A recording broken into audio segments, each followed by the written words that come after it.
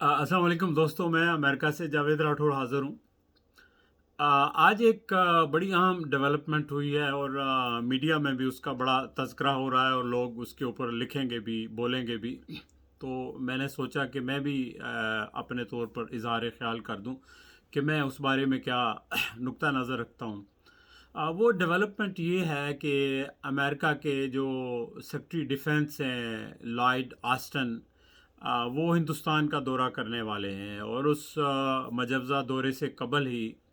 America की जो foreign relations committee है उसके चेयरमैन रॉबर्ट मेंडोजा ने उन्हें एक ख़त लिखा है और वो ख़त बड़ा अहम है। उसमें उन्होंने कुछ अहम निकात उठाए हैं। मैं निकात के ऊपर पहले बात कर लूँ और फिर उसके बाद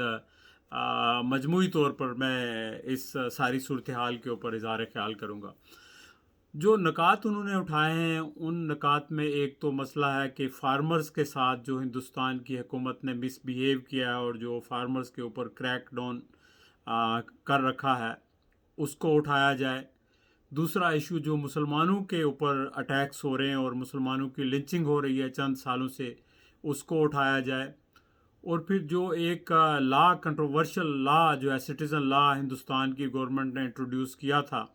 जिसके तहत मुसलमानों को अपनी शहरियत दोबारा से साबित करने के लिए कहा गया था, उसके हवाले से। और फिर उसके अलावा एक अहम और पहलू जो अमेरिका के लिए बड़ा सेंसिटिव और अहम है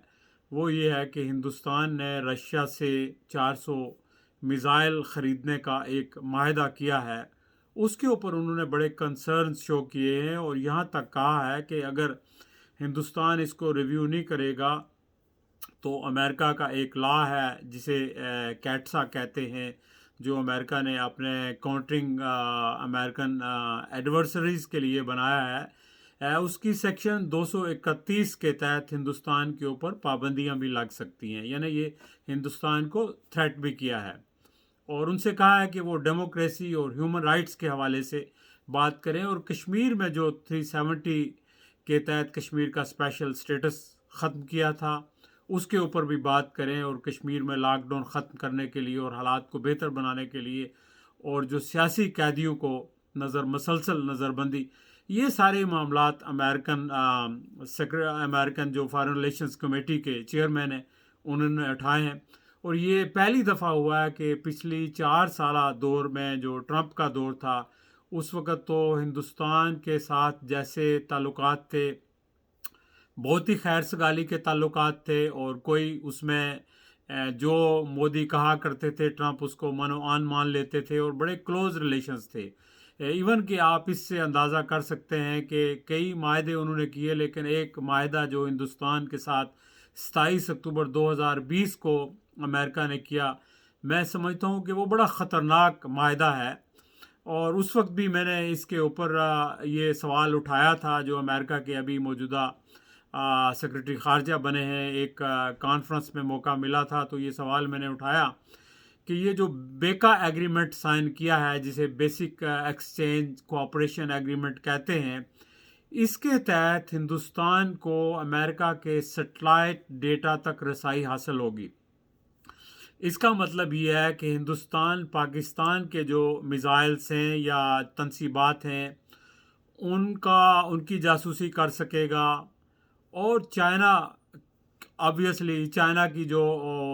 इंस्टॉलेशंस हैं उनको भी मॉनिटर कर सकेगा। तो मैंने उस वक्त भी कहा था कि हिंदुस्तान इतना काबिल एतमाद मुल्क नहीं है कि उसको इतनी खुली छुट्टी दे दी जाए कि वो अमेरिका की इतनी जो सेंसिटिव मालूमात हैं उस तक हिंदुस्तान को रसाई हासिल हो। लेकिन ये एक ऐसा मसला था जिसके ऊपर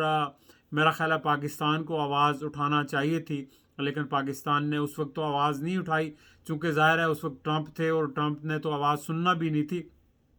लेकिन अब मेरा ख्याल है कि ये मौका है कि पाकिस्तान इस इशू को बाकायदा ऑफिशियली उठाए और अमेरिका से कहे कि वो हिंदुस्तान की जो एक्सेस है उस डेटा तक वो एक्सेस को महदूद करे। चूँकि हिंदुस्तान वाकई काबिल एतमाद मुल्क नहीं है। हिंदुस्तान का आप माजी देख लें, वो आपके सामने है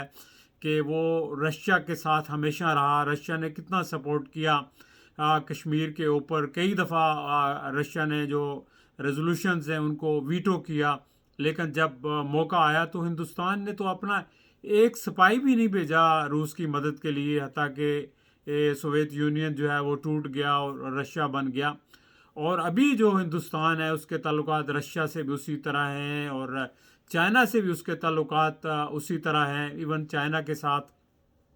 उसका जो ट्रेड हो रहा है वो कोई 85 बिलियन का 2018 में हुआ था, अब 20 में ज़ाहिर है उसने बढ़ना था, लेकिन पेंडेमिक की वजह से इसके बावजूद, पेंडेमिक के बावजूद 77.7 बिलियन का ट्रेड चाइना के साथ हुआ। तो मैंने तो अमेरिकन जो डिप्लोमेट्स हैं या जो थिंक टैंक्स हैं वहाँ ये बात भी पहुँचाई है कि हिंदुस्तान तो अपने मफादात के लिए आपको यूज़ करेगा, लेकिन कल अगर उसको एहसास हुआ कि चाइना एक बड़ी पावर बन गया है तो वो फिलफोर अपने जो किबला है उसको वो तब्दील कर लेगा और आपको अबंडन कर देगा। लिहाजा भारत जो है उसके ऊपर एतमाद नहीं किया जा सकता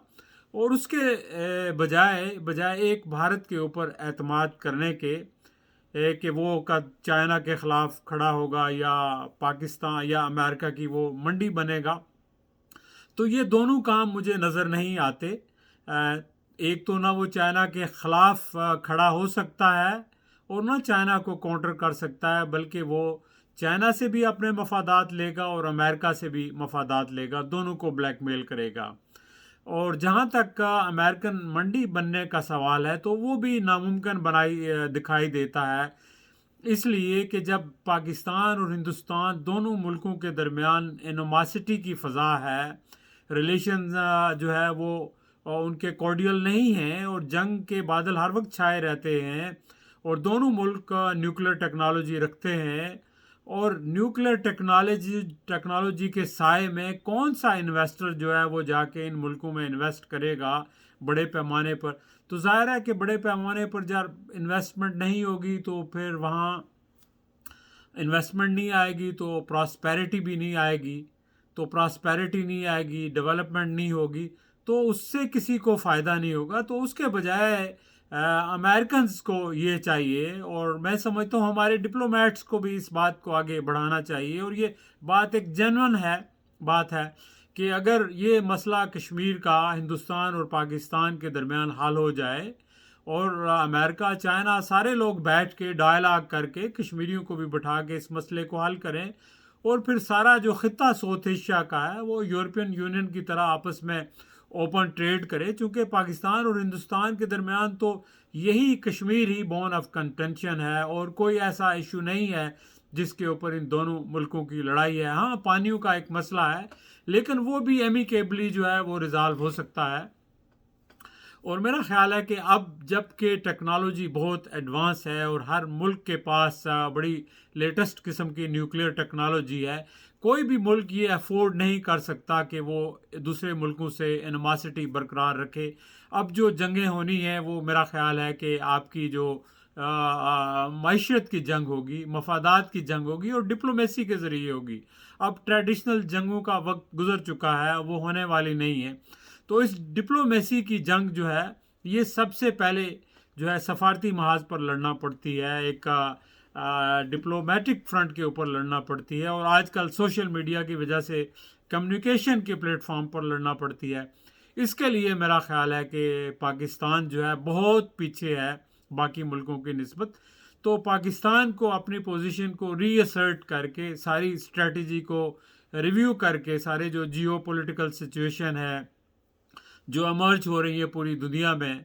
उसको पेश नज़र रख के अपनी पॉलिसी को कम्प्लीटली रीवैम्प करना चाहिए, रीस्ट्रेटजाइज करना चाहिए और अपने जो डिप्लोमेट्स हैं उनकी भी नए तर्ज के ऊपर उनकी ट्रेनिंग होनी चाहिए और वो वेल इक्विप्ड हों नई टेक्नोलॉजी के साथ, सोशल मीडिया इंटरेक्शन उनको आती हो और उनके अंदर एबिलिटीज़ हों और पैशन हो और सबसे बड़ी बात यह है कि उनके अंदर जज्बा हो। जब तक हुब्बुल वतनी का जज्बा नहीं होगा, एक मिशन लेकर आगे नहीं चलेंगे, तो मेरा नहीं ख्याल कि किसी भी मकाम पर, किसी भी महाज पर हमारे डिप्लोमेट्स कोई कामयाबी हासिल कर सकते हैं। तो coming back to the point कि अब देखें पिछली जो ट्रंप की गवर्नमेंट थी اس میں تو ہندوستان کے جو پرائم منسٹر اور مودی کے تعلقات بہت قریبی تھے، اور اس نے مودی ایک 50-60 ہزار لوگوں کو بلا کے ٹرمپ کی حمایت کا اعلان بھی کیا تھا۔ لیکن اب یہ جو موجودہ حکومت ہے وہ بڑی محتاط ہے، اور وہ چائنا کے ساتھ معاملات ڈیل کرنے میں بھی بہت محتاط ہے۔ تو میرا خیال ہے کہ اب ونڈو آف اپرچونٹی ہے پاکستان کے لیے کہ وہ اس حکومت کے ساتھ انگیج کرے، اور جو معاملات کو دوبارہ سے از سر نو، جو پاکستان اور امریکہ کے اسٹریٹجک تعلقات وہ ہو رہے تھے، بات چیت ہو رہی تھی، اس کے اوپر بات کرے۔ دیکھیں، پاکستان اور چائنا کے قریب جانے کی وجہ سے وہ کوئی امریکہ کا دشمن نہیں بن سکتا۔ پاکستان ہی ہے جس نے چائنا اور امریکہ کے تعلقات کو سب سے پہلے جو ہے ان کی بنیاد رکھی تھی، جب بھٹو صاحب ہنری کسنجر کو لے کر چائنا گئے تھے اور چوائن الائی سے ملاقات کروائی تھی۔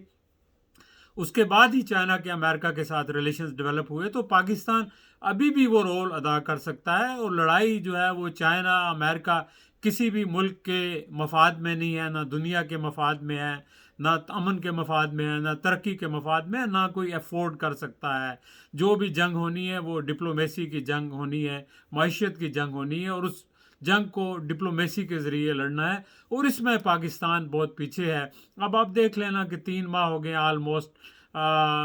اس کو جو بائیڈن صاحب کو پریزیڈنٹ بنے ہوئے، 2 مہینے سے زیادہ، 2 مہینے ہو چکے ہیں یا کل ہونے والے ہیں، لیکن 3 مہینے ہو گئے ان کو پریزیڈنٹ الیکٹ بن کے پھر پریزیڈنٹ بنے ہوئے، لیکن ابھی تک ہمارے جو امبیسڈر ہیں واشنگٹن میں، وہ ان کی وزیر اعظم پاکستان سے ملاقات نہیں کرا سکے۔ تو یہ تو حال ہے ہمارے سفارتکاروں کا۔ اگر ایسے نااہل سفارتکار ہم نے رکھنے ہیں تو میں سمجھتا ہوں وزارت خارجہ یہ ایک سفید ہاتھی ہے، اس کو بند کر دیں، اس کو ابنڈن کر دیں، اور یہ وزارت خارجہ کسی کو ٹھیکے پر دے دیں، یا ان لوگوں کو کوئی ٹارگٹس دیں اور بینچ مارکس دیں، اور یہ وہ بینچ مارک حاصل کریں، جو حاصل نہیں کر سکتا اس کو واپس لے جائیں۔ ایسے نااہل لوگ آپ نے دنیا میں سفارتکار بنا کے بھیجے ہوئے ہیں کہ ان سے مل کے یقین کریں کہ جو شرم ہے وہ سر ہے، شرم سے جھک جاتا ہے۔ تو اگر آپ دوستوں کو یہ میری ویڈیو پسند آ جائے تو آپ اس کو ضرور شیئر کریں، تاکہ یہ حکمرانوں تک پہنچے جو اس وقت پاکستان کی خارجہ پالیسی بنانے والے یا چلانے والے یا مینج کرنے والے ہیں، تاکہ ان تک یہ باتیں پہنچیں، اور وہ کچھ اس سلسلے میں کچھ اس سے پہلے کہ بہت دیر ہو جائے وہ کچھ کریں۔ تو بہت کچھ کرنے کی ضرورت ہے، اب ایک ونڈو آف اپرچونٹی ہے۔ دیکھیں، یہ 5 اگست کو جو مودی نے کیا تھا، وہ میں سمجھتا ہوں کشمیر کے حوالے سے ہمارے لیے ایک بلیسنگ اینڈ ڈسگائز تھا، ہمارے لیے ایک اپرچونٹی تھی، لیکن اس اپرچونٹی کو ہم نے ضائع کر دیا۔ تو ابھی جو بائیڈن کا امریکہ میں دوبارہ ڈیموکریٹس کا برسر اقتدار آنا بھی ہمارے لیے ایک اپرچونٹی پرووائڈ کرتا ہے، لیکن یہ ہمارے اوپر منحصر ہے کہ ہم کیسے اس اپرچونٹی سے استفادہ اٹھاتے ہیں۔ اگر ایسے ہی سفارتکار رہیں گے تو پھر آپ بھول جائیں کہ آپ کوئی فائدہ اٹھا سکتے ہیں۔ چلیں، اپنا خیال رکھیے گا، انشاءاللہ پھر آپ سے کسی اور موضوع کے حوالے سے بات ہوگی۔ اللہ حافظ۔